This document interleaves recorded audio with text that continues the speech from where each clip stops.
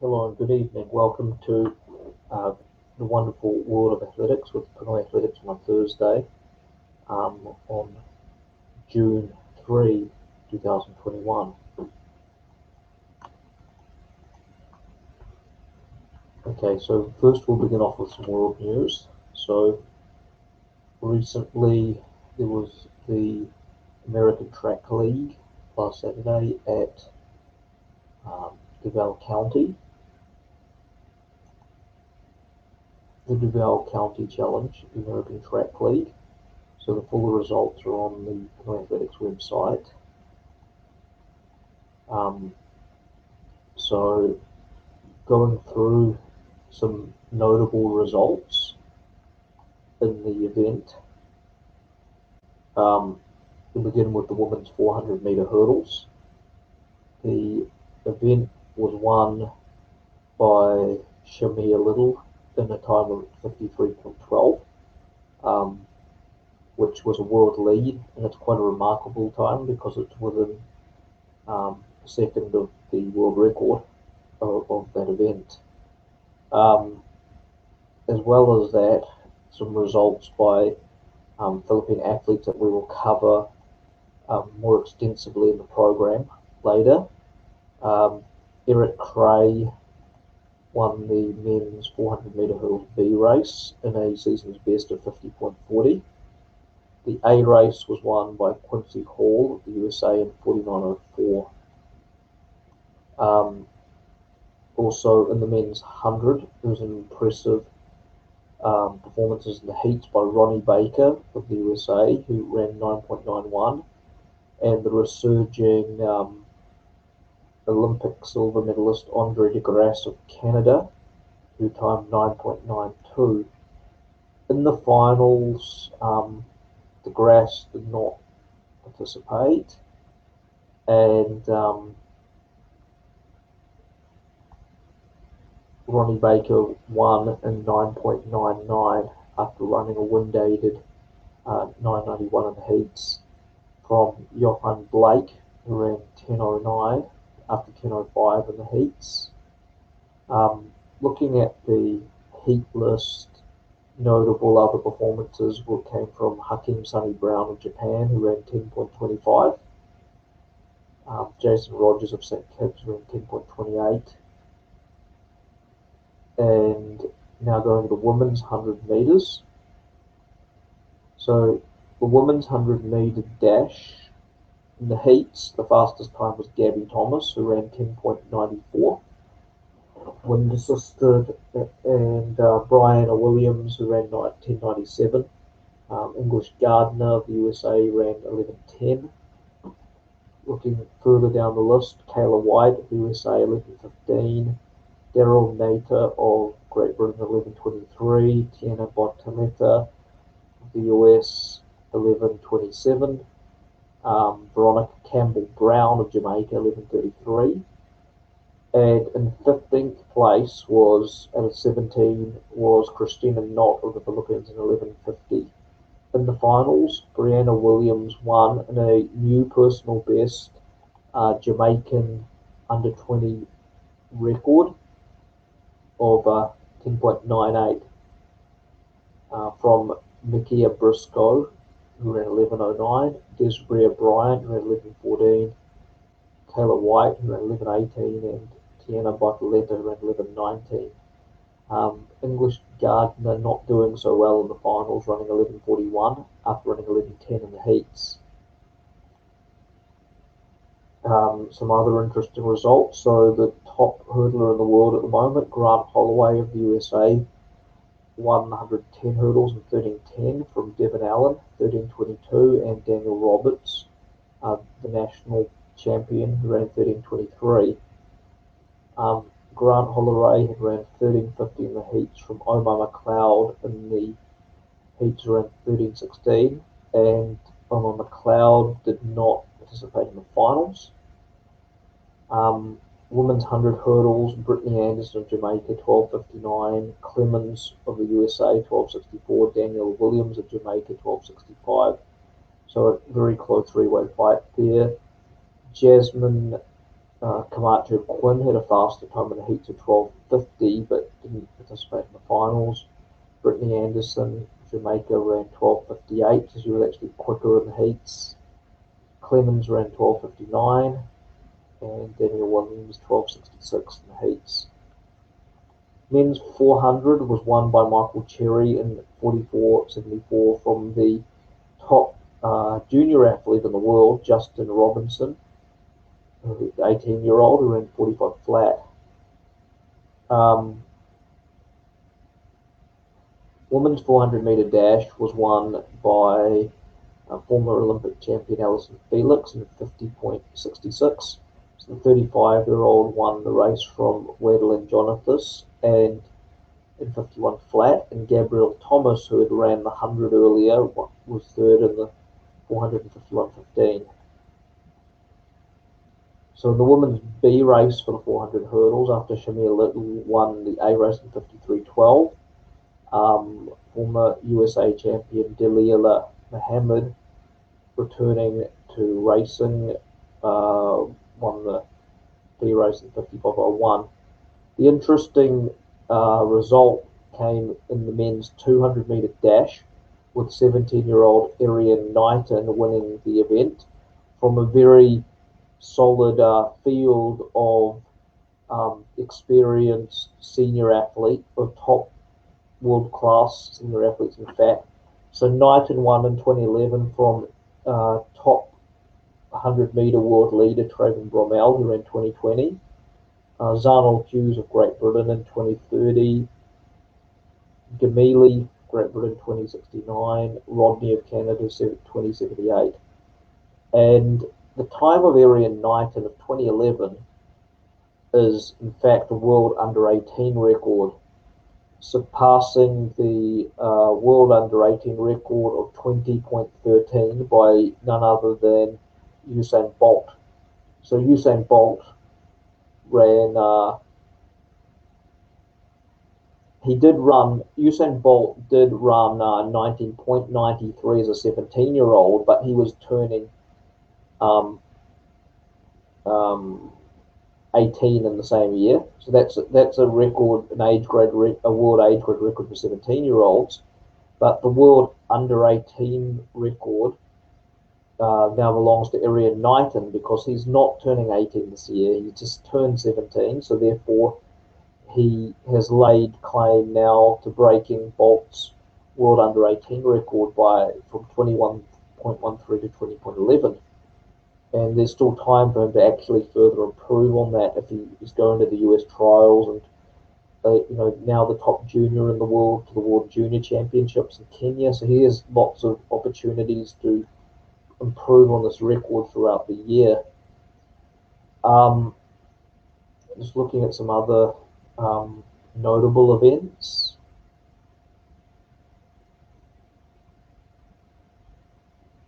Some B races. So in the women's pole vault, Natalie Oye came 4th out of 4 athletes with a 420 meter leap. I'll elaborate on that one further. Men's shot put, women's 4, men's 100. Yep, so that's pretty much all for the report on the Duval County Challenge, part of the American Track League. Moving through to our next slide. Actually, I'll come back to that one in a moment. I'll just now read some articles that I have. Well, that's probably not really visible on a cell phone, but I'll just read out that. So this is some information that we have got from our good friends at News Radio, from Peter Lucas. Just saying that EJ will compete in Gothenburg, which he now has. We'll report on that because that meet's actually come and went. Meanwhile, Philam, this is read directly from News Radio's write-up. Meanwhile, Phil American sprinter Christina Knott and lady pole vaulter Natalie Oye had subpar performances in the Duval County Challenge track fest in Florida Monday and Tuesday Manila time. not clocked only 11:50 in the 100-meter dash and scratched in the 200, while Natalie Oy only leapt for 20 meters. Coach Rossan Griffin disclosed that Knott's second dose of COVID-19 vaccine last week might have affected the Fil-Am sprinter's performance. Meanwhile, Fil-Am hurdler Eric Cray slightly improved his performance as he registered a time of 50.40 in the 400-meter hurdles and surpassed his season best of 50.77, but his effort was still far off the Olympic qualifying standard of 48.90 seconds. Okay, so this is my bit, like my write-up regarding some of the media's news reports regarding sports news accuracy and reporting. So after reading an article by the Manila Standard, I'll just read my statement here. The Philippines is not like, the States is not like the Philippines where every single meet you get awarded medals. It's not just about medals over there. So basically, Eric Cray didn't win a gold medal, contrary to the Manila Standard Sports News report at the Duval County League of the American Track League. Philippine media keeps posting about gold medals or medals in every single article when a Phil Heritage athlete runs, despite the fact I have already PM'd them about this already. One, they don't give out medals in the American Track League. It's not like the Philippines where you get medals at every event. Two, Eric won the B race in 50.40, which was the season's best. The fastest 400 hurdles time in the meet was from the A race and was won by Quincy Hall in 49.05. So by no stretch of the imagination, when your time is the fourth, the fifth, or the sixth fastest time in the meet and you're in the second race, by no fathom of the imagination are you going to be awarded a medal. In this case, they're not even awarding medals at this meet. So the Philippine media really needs to research better the results when they're actually going to do a write-up or post something. I've already corrected the Philippines mainstream sports newspapers privately on this matter several times, as it's incorrect information being given out. So that's the link to the Manila Standard's article citing from this article. So the next piece of information that I was given by my friends at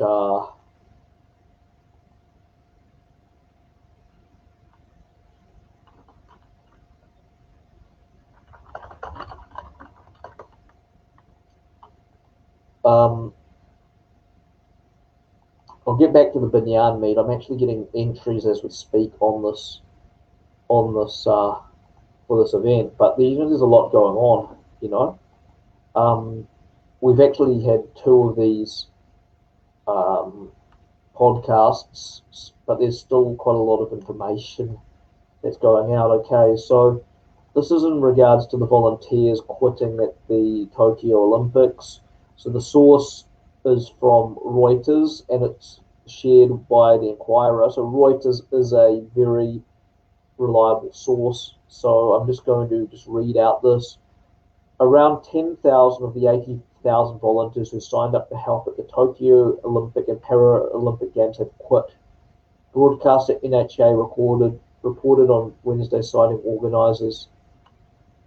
The Olympics was postponed due to the coronavirus last year and are due to start on July 23. So that's next month, about 6 weeks. Models have shown that the majority of sponsors are opposed to holding games during the pandemic.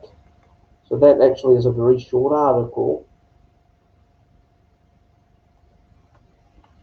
I thought it was going to be a bit longer, but maybe there's more information on that somewhere else on the net.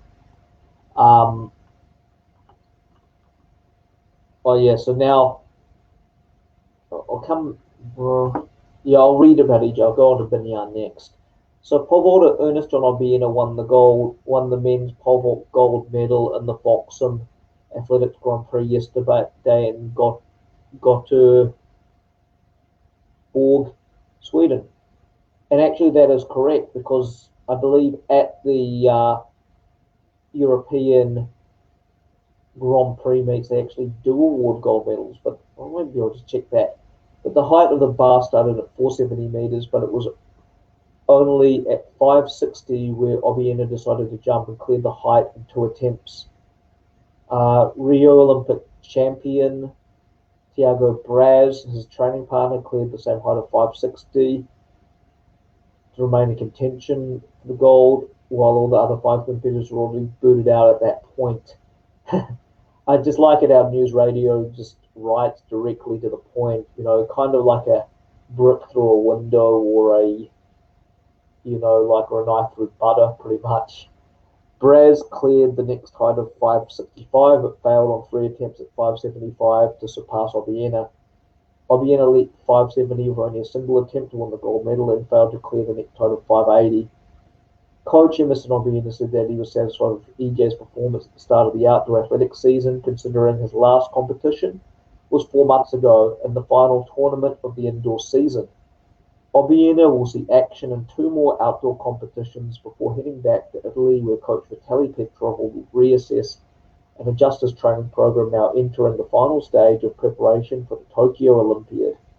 Obiena is set to compete in Hengelo, Netherlands on June 6, then Mossingen, Germany on June 11. Obiena is set to compete in 3 more tournaments last week of June, just before the Tokyo Olympics, which are July 23 to August 8. So Peter Paul Patrick Lucas from Radio Filipinas. All right. And these are the results of the Gothenburg Grand Prix. Obiena winning in 570 from Tiago Braz in 565, with Paul Lillifoss of Germany winning on third in countback from Cole Walsh of the US, both with a 560. And now I'll just go back to this race at Binyan that I was talking about, and as we speak, we are getting entries in. So the big race at Binyan, June the 13th, at Binyan, 7:15 a.m., 100-meter women's, 100-meter men's, 200-meter women's, 200-meter men's, 4x1, and men and women. And the heats will be seeded by ability based on entry time. So there are no finals. It's just one race for each event. Of course, we had no shows will combine heats, and if there's more entries, we will adjust the reshuffle some of the heats. On June the 20th, Binyan at 7:15 a.m., 400 women, 400 men, and then 1500. We decided on 1500 for men and women, long jump women and men at the end of that. Please send all entries to pinoyathletics@gmail.com by no later than June the 10th. The entry lists are on the website at Pinoy Athletics, Binyan Athletics. So, like I said, I'm getting entered as we speak. So it is, we really are picking up on entries. We have 3 heats in most events. There's already 3 heats in the men's 100, men's and women's. The men's 1 and 2, women's. I think the women's 1 and 2 has 2 heats, possibly 3 now, and women's 400 has 2 heats as well. So all that info is on the website, part of the Pinoy Athletics series. And yes, okay. So another big news for the week is Shiloh Corrales Nelson qualifying for the SEA Games in the shot put, throwing over the SEA Games qualifier of 13.36 meters.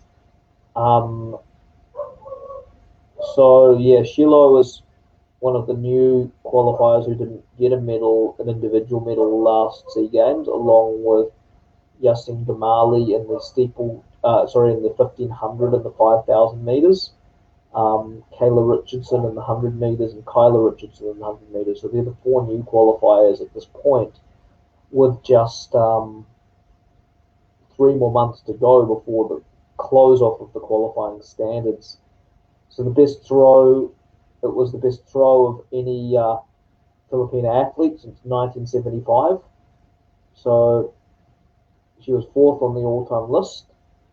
So a piece of trivia there, the three women who have thrown better than Shiloh Corrales Nelson, Consuela Lacoson, um, Josephine de la Vigne, and Monica Lyman, they've already passed away. So this is how long ago it's been since we've had a very, we've had a credible shot put throw. Shiloh has also thrown 53.80, 53.63 in the hammer throw, so she needs just over 2 meters to qualify for the hammer, as well as her secondary shot put event at SEA Games. So the full info on Shiloh is at pinoyathletics.info. Shiloh Corrales Nelson won, and we have a very good 40-minute interview with Shiloh Nelson, which you might want to check out on the Pinoy Athletics YouTube channel at youtube.com/pinoyathletics. And moving to our next screen. So we're going to be joined on Sunday in Philippine time. At the moment, it's scheduled quite early in the morning at 7 a.m., but we're negotiating with Keras if we can change that time. So Sarah Moran would be joining us, the Philippines junior record holder in the javelin, personal best of 48.24 this year.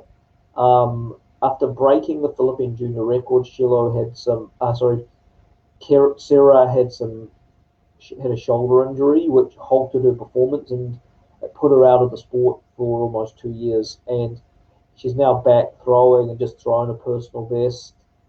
And she needs to find about another 3.5 or so meters to hit um, the bronze standard for the SEA Games. And she's a student athlete at Arizona State University, so we'll be talking to her at 4 p.m. California time on Zoom, which will be 7 a.m. in the Philippines and 9 a.m. in Australia. So we're going to be talking to Shiloh Nelson, to Sarah Moran regarding her approach at trying to get that 3.5 more meters so she can qualify through to the Southeast Asian Games in Hanoi at the end of the year. And moving to our next screen. So I think this is what we're rounding off with. This is so this is just non-sports related, but a branch of Jollibee and BGC has been closed down for 3 years as they look at quality, due to the fact that a customer opened up their chicken joy meal, and inside the chicken joy batter they found what looked like to be the remains of some kind of towel. Um, and so I don't know if that's enough to put you off eating fried chicken, but it certainly makes me question, like whether I'm going to be whether I'm going to be making a stop over at Jollibee the next time I go to the Philippines. And I'm guessing that's almost all we have time for. I'm going to just check if we have any questions, and then I'm going to round off.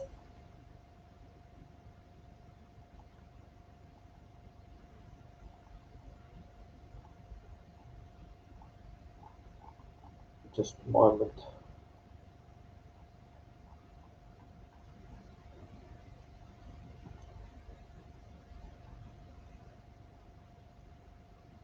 It seems like we don't really have any questions. I'm just going to upload this onto our there we go. Yep.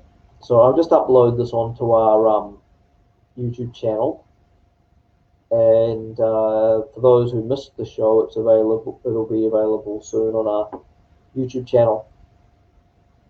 All right, so I think that is all for today. Actually, that was quite a lot covered in 25 minutes. It looked like I thought that was going to take me, like close to an hour to go through all those updates, but that was pretty good. And also in the pile of things like this, in my pile of paperwork in my to-do list, is a video regarding the issues with the National Academy of Sport, which will become its own YouTube video pretty much, because there's quite a lot of notes, like a couple, four back-to-back pages of A4 paper of notes regarding problems that may arise with the National Academy of Sport, which haven't really been tackled in the discussions and write-ups that I've read. Okay, so I guess that's all for today. Thanks everybody for tuning in, and we'll see you all on Sunday.